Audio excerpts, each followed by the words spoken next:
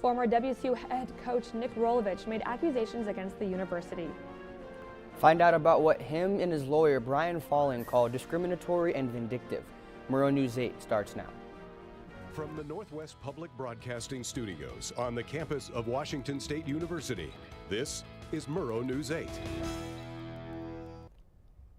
Good afternoon, I'm Cameron Baber. And I'm Dakota Cruz. Welcome to Murrow News 8. Former WSU football coach Nick Rolovich will be suing the university for illegal termination. Rolovich's attorney said in part of because, quote, discriminatory and vindictive behavior, end quote, by athletic director Pat Chung, after Washington State fired Rolovich and 4 other assistant coaches for refusing to comply with Governor Inslee's vaccination requirement. Pat Chung directed campus police to escort Coach Rolovich to his car. He wasn't allowed in his office and wasn't allowed to speak to his team. In Rolovich's attorney statement that was released today, accused Pat Chung of determining Rolovich would be fired as far back as April, 4 months before Inslee's vaccine mandate, as well as stating that Rolovich's request for religious exemption based on his Catholic faith was denied by the university.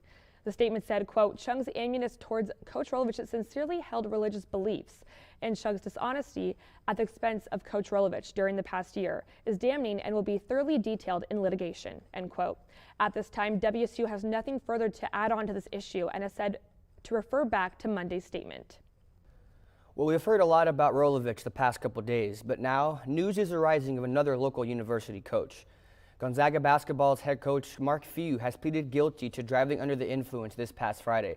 According to KXLY, court records show a firefighter saw Few driving erratically and speeding last month in Coeur d'Alene. When arrested, Few blew over the legal limit of 0.08, hitting 0.12.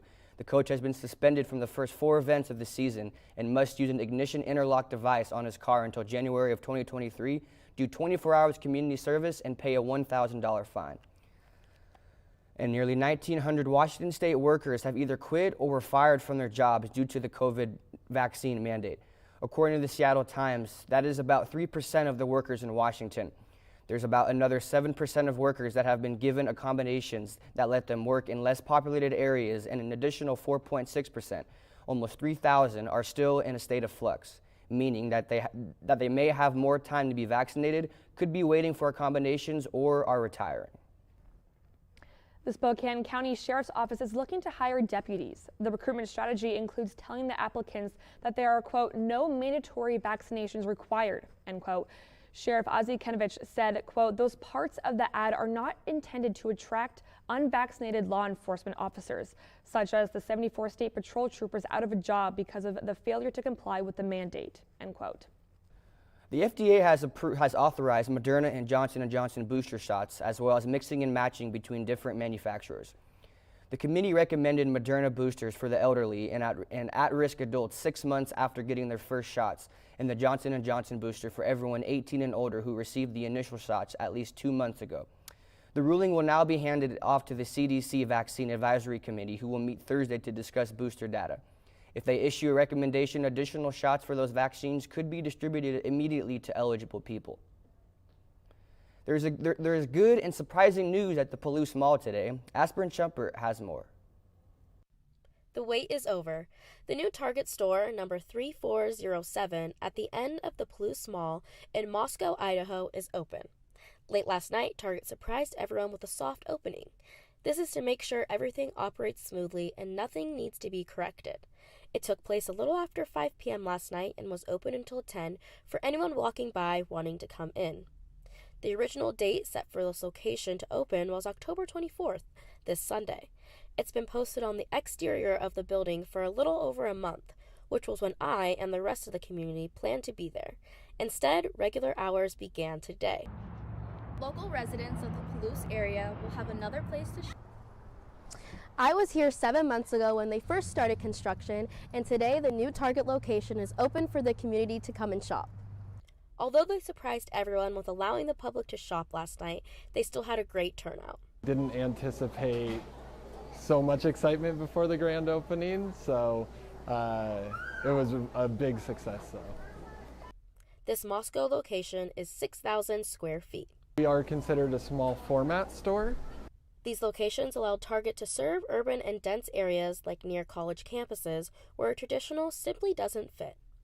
This location offers more than just an apparel section, but also a Starbucks, pharmacy, a market, all the different sections for the community to shop from in stores or through drive-up pickups, starting today with their standard hours.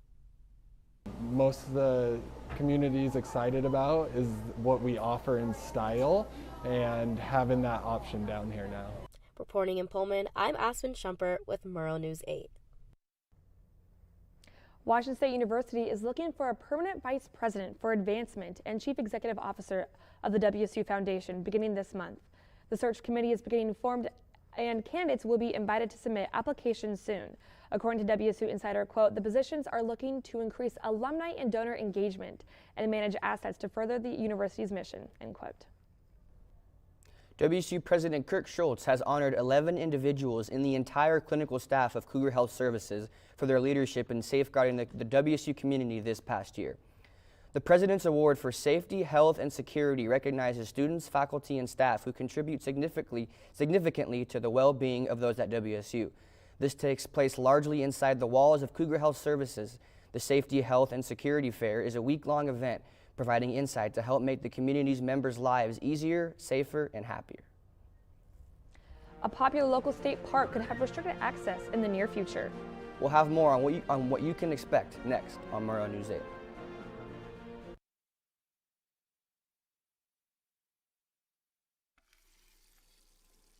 Let me tell you about the toughest guy on earth. He does the work of 2 jobs, but only gets paid for one. He's tough enough to feed the man who gave him a lifetime of nourishment.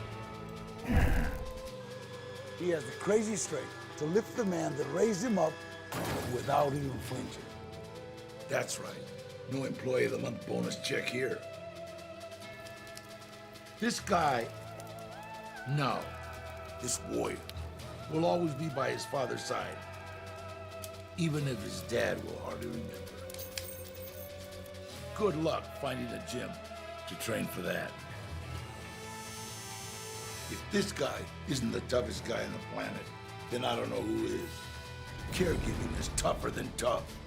Find the care guides you need at aarp.org/caregiving. The Washington State Parks Department wants to restrict public access to the Palouse Falls State Park. The agency is considering implementing an online pre-registration system to visit the park. If approved, Palouse Falls will become the first state park in Washington that requires pre-registration. The department will accept public comments about their plans during the virtual meeting tonight at 6 o'clock. The Washington State Parks Committee is expected to vote on this subject in January. And the weather has been a bit of a mix this past few days, but it will be more consistent over the next 5 days. Let's find out more with our weatherman, Isaiah Sharp. Thanks, Cameron. Appreciate that. I am currently reporting live in Olympia. I have a bit of a cold, so it's going to be an under the weather weathercast. Let's look at today's forecast. It's going to be a high of 58 and a low of 37. This morning, Pullman had a significant bit of rainfall and kind of some nasty walk to campus, I would say. Let's look at this picture from Murrow News 8 reporter Ava Wainhouse. Took this awesome picture of the rainbow over campus. Absolutely beautiful one on the Palouse today.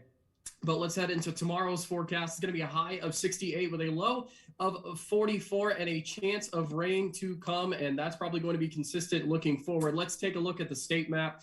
A high of 59 and a low of 39 in Spokane. Some rain up there as well. Tri-Cities had some beautiful weather. It was clear and sunny. 70 with a low of 44. Yakima, a high of 63 and a low of 40. Here on the west side, it is a high of 59 and a low of 51 in Seattle. And here in Olympia, a high of 56 and a low of 48. Let's look at the 5-day forecast. Thursday, a high of 66 and a low of 44, similar today.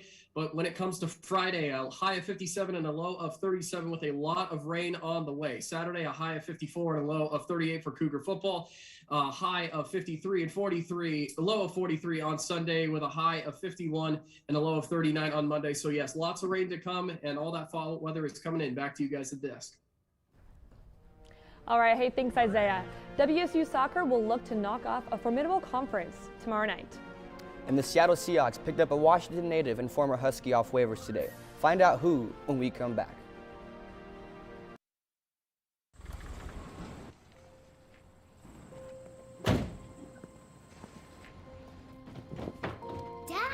They took over my bedroom. Come on, come on. Okay, Dad. 1, 2, 3.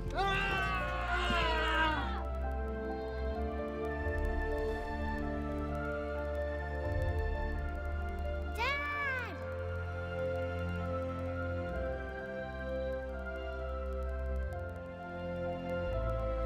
You saved me. Dad? Are you okay? I'm fine, dear.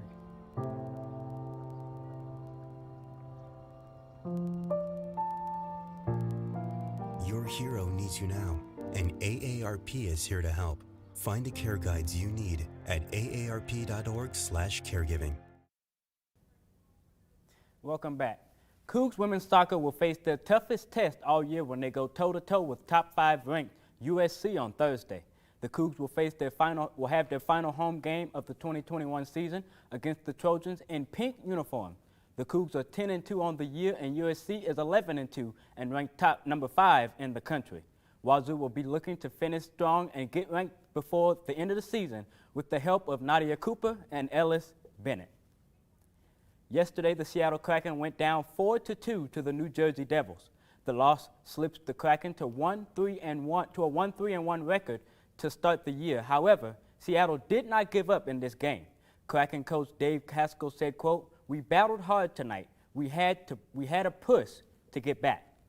Now Saturday, the Kraken will play their first official home game against the Vancouver Canucks inside the new Climate Pledge Arena. This afternoon, the Seattle Seahawks were able to claim former Husky quarterback Jacob Eason off a waiver from the Indianapolis Colts. With Russell Wilson on IR for at least 2 more games and backup QB Jake Luton only eligible for 1 more game, the Hawks knew that they needed to address their QB situation before their big matchup this week against the New Orleans Saints on Monday night. It's a celebration today, concentrating on a very unique time in Pullman. That's right, Cameron. You might recall a certain event 3 years ago where it seemed like at least half of Pullman was there. We're minutes about that historic day after the break.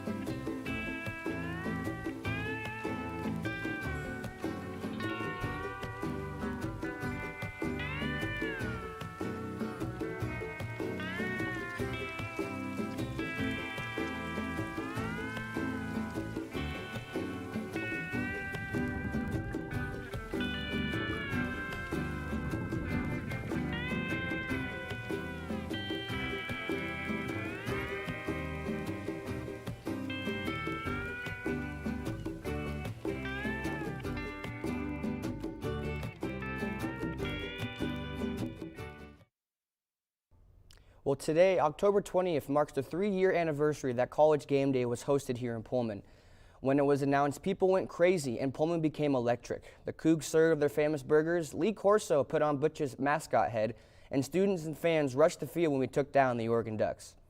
Here are some photos and videos that our reporters took back in 2018 when we had to wake up at the crack of dawn to watch everyone wave the Coug flags and celebrate our school. Well, 3 years ago did not seem like that much for me, Cameron. How about you? No, I remember I woke up at 5 a.m. and there was a photo of me and my dad in there, and I had a great time. It was a great experience to be a student back then. All right, hey, thanks guys for watching. And if you missed anything in this newscast or in our previous newscast, you can always watch us on YouTube. Thank you, and have a good night.